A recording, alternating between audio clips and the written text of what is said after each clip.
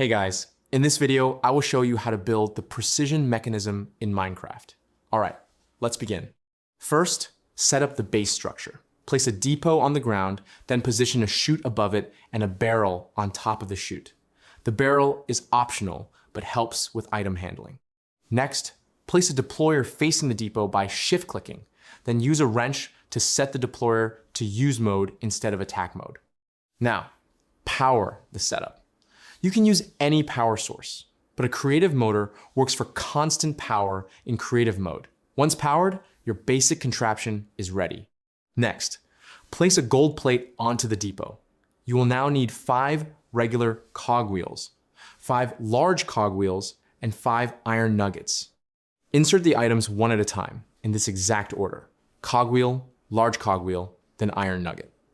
Repeat this sequence 5 times. Make sure not to insert items all at once, as this can break the process. After completing the sequence, the precision mechanism should be produced. Keep in mind, there is only an 80% success rate, so you may need to repeat the process if it fails. So that's basically how you can build the precision mechanism in Minecraft. That's it for this video. Thanks.